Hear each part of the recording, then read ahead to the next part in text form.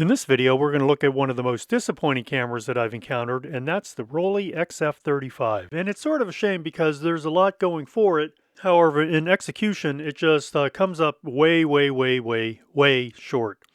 So by 1974, which is when this model was introduced, things had really taken a turn for the worse for the German camera industry.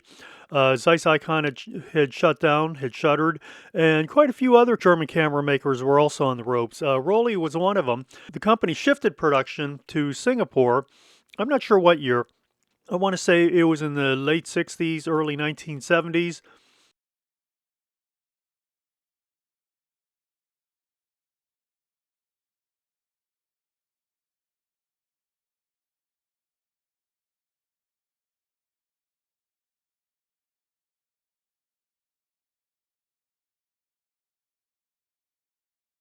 I don't want to say as a result quality suffered, and I'm not really sure what happened. Perhaps it was the introduction and widespread use of plastic in the construction of cameras. Regardless, many of the cameras that came out with the Rollei name on them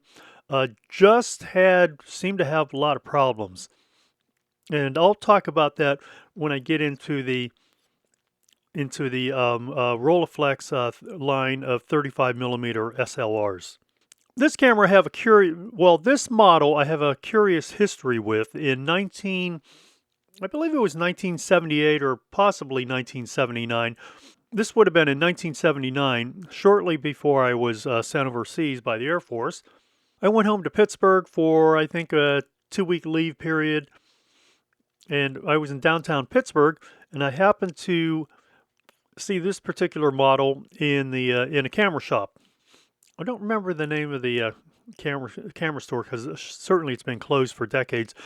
Anyway, it was either on Forbes or Fifth. I should look that up on a map. So I bought this particular camera, and I think it was like $75 or something like that. I got about, I don't know, 25 or 30 feet from the door, and it broke. It no longer worked. So I went back in and got my money for it and promised myself that I would never buy this model again.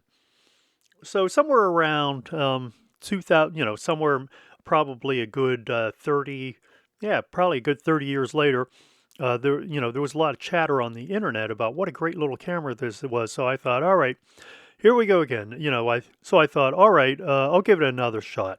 And so I bought this model, and of course it almost works. This particular camera has probably given me more angst than any other, or more issues than any other camera that I've owned. So let's just take a quick look around this camera. On paper, there are quite a few features that make it a very attractive choice for somebody looking for a small pocket point and shoot, or at least one with a manual focus. So this has a sonar lens. It's fairly fast at 2.3. Often you would see a sonar lens either f2 or 2.8, so it's, I guess, somewhere in the middle. It's a 40 millimeter lens, and so if you think about the Rollei 35 series, that carried a 2.8 sonar, also a 40 millimeter lens, but of course it was scale focus. This one had an advantage in that it's a rangefinder camera. So you can see the focusing scale here. Here's your film speeds. You would set over here, and you would set those speeds by, there's a small serrated ring right at the front of the lens, and you simply turn that until your desired film speed shows up in this little window. This is your focusing ring. It's what we would call a short throw focusing ring. And when I say a short throw focusing ring, what I mean is that it's a very short distance from infinity to the closest distance, or the closest distance to infinity, depending on which way you're turning the focusing ring. With this camera, it's less than a quarter turn to get from infinity down to the closest distance of roughly 3 feet. If you look at some of the other cameras, sometimes you'll turn and turn and turn. With this one, it's just a very quick focus. As well, they have serrations on either side of the focusing ring, making it very simple to turn. This was primarily a program shutter auto exposure. This camera uses a trap needle system, which was very popular, probably starting in the 1960s. And so what I mean by a trap needle system is that there are two jaws that literally trap part of the needle and lock the exposure at a predetermined set of apertures and shutter speeds. The viewfinder in this camera is reasonably large and very easy to see. There's a small circular spot in the middle, that's your rangefinder patch. This uses a coincidence rangefinder, that is overlapping images. There are frame lines visible as well as parallax marks. And on the right side is a set of apertures and shutter speeds that are preset or predetermined. The needle will float up and down to indicate what aperture and shutter speed combination you'll be using. Note that there's no way to adjust either the aperture or the shutter speed manually. So up on top you have your shutter release, your rewind crank, your fold out rewind crank, a hot shoe, and your frame counter. Now I also should mention that at the same time this one was released, there was also a companion Voigtlander model, because by this time Rollei owned the rights to the Voigtlander name, having acquired them after the demise of Zeiss Icon. This is the Voigtlander model, the VF135, and as you can see, it's pretty much the same camera, aside from some cosmetic things that were done. For example, this has a small what you would call a stepped top deck. So it starts out here, and then it steps down slightly. All the controls are in the same place. Rangefinder windows are in the same place. This uses a color Scoparex, which really is the sonar. It's really the identical lens, only the badging has changed, top and bottom deck, but they're otherwise identical.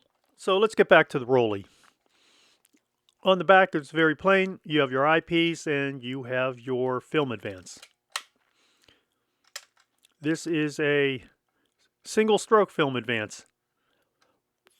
So if you only do a partial stroke, when you go to advance the film, it will then have to pick up where you left off. So that means you cannot advance the film in small increments. On the bottom, fairly simple. You have your battery chamber. You have your tripod socket, not in alignment with the center of the lens, but not a big deal. And you have your rewind button. This takes a single type 625 cell. Today, there are small adapters you can use. You can also use a hearing aid battery with an O-ring, and that should provide plenty of power. I already gone over everything on the front. However, there is a self-timer, little manual self-timer. Simply swing this down into position, and I believe you get about a 10-second delay. Your shutter release does have a small little port here for you to thread a cable release should you want to release the camera mounted on a tripod or with a cable. To open the camera back, you simply pull up on the rewind crank and the back pops open.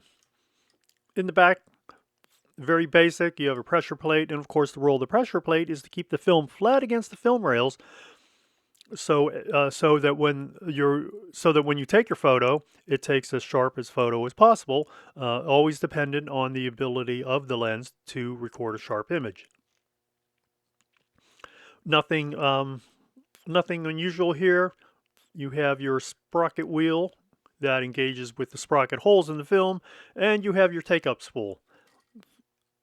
Of course, one of the problems with this camera, if you'll notice, is that the take-up spool does not ever move. So I have to find out. I've been looking at it and trying to figure out exactly what the problem is. Haven't been able to figure it out just yet. So if we go to the Voigtlander model, on this one, it works correctly. And that is that the take-up spool does move as it should when I advance the film. The take-up spool is a bit unusual in that it has this little nylon post that's surrounded by the rest of the take-up spool. And with this camera, the nylon post stays stationary while the take-up spool revolves around it. And actually, it's very simple to advance the film. But with this camera, in fact, let's here, I'll do it that way. The tape, the nylon post that's in the middle actually rotates, while the take-up spool remains stationary. So it's the opposite of what it should be. And I've been looking into this, and I haven't figured out exactly what is causing that behavior.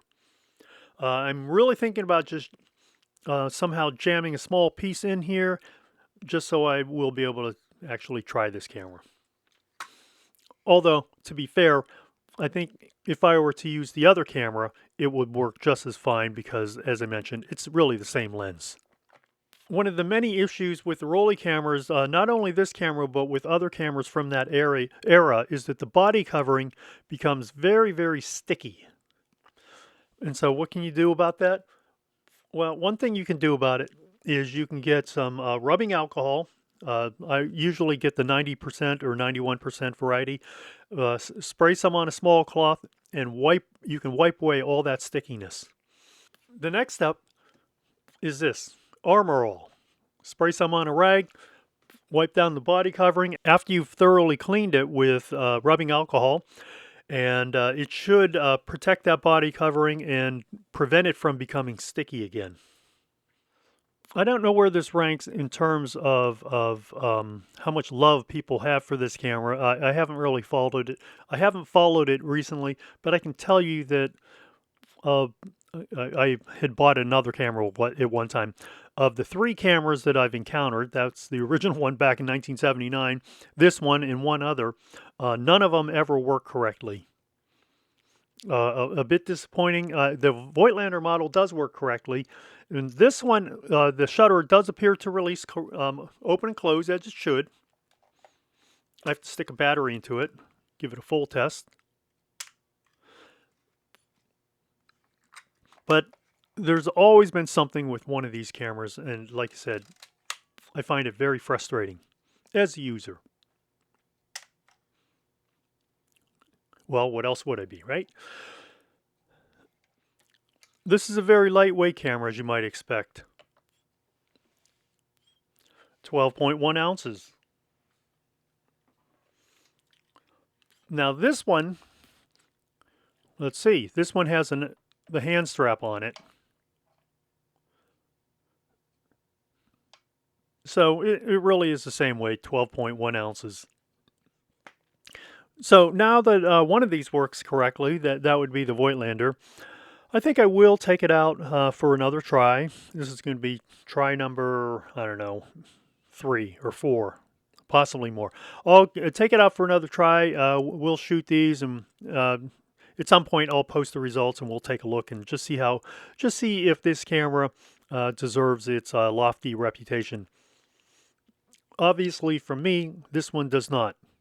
So what's my final rating for this camera? This receives a 6.9. 6.9 out of 10. I think my main criticisms are the materials.